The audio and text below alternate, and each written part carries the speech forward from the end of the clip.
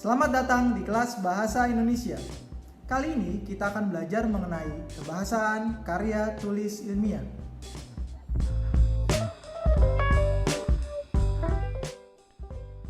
Yang pertama, bahasa atau pilihan kata yang bersifat impersonal. Kata ganti yang digunakan bersifat umum, seperti kata penulis atau peneliti.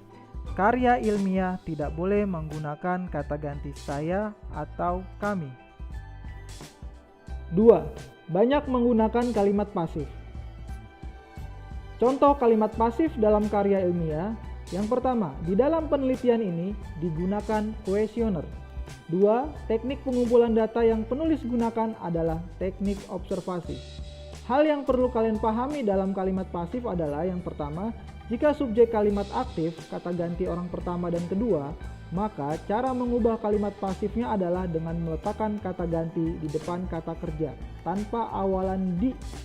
Yang kedua, jika subjek kalimat aktif kata ganti orang ketiga, maka cara mengubah kalimat pasifnya adalah dengan mengubah objek kalimat aktif menjadi subjek kalimat pasif dan kata kerjanya ditambahkan imbuhan di atau di kan.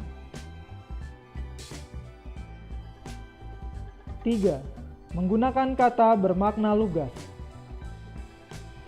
Bahasa bermakna ganda atau ambigu sangat dihindari dalam karya tulis ilmiah. Hal ini agar terhindar dari perbedaan persepsi terhadap sesuatu makna kata atau kalimat.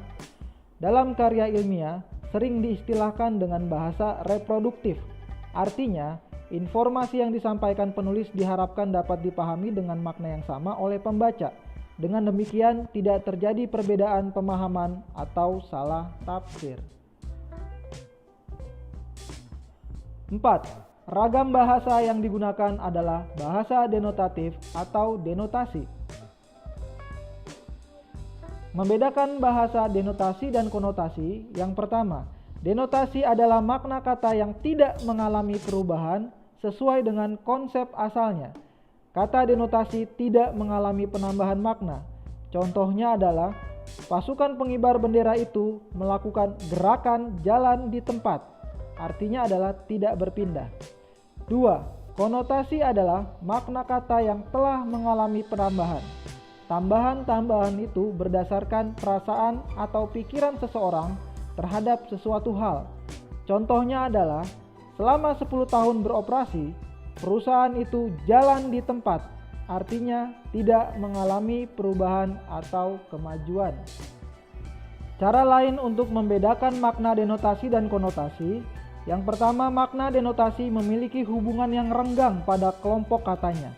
Artinya, kelompok kata itu dapat dipisahkan atau ditambahi kata lain, namun maknanya tetap sama. Pada contoh kalimat pertama, jalan di tempat menjadi berjalan di tempat, memiliki makna yang sama. Namun, pada contoh kalimat kedua tidak diberlakukan yang sama. Pada contoh konotasi memiliki hubungan yang erat. Artinya kata jalan di tempat tidak dapat kita tambahi kata lain. Contoh lain. 1.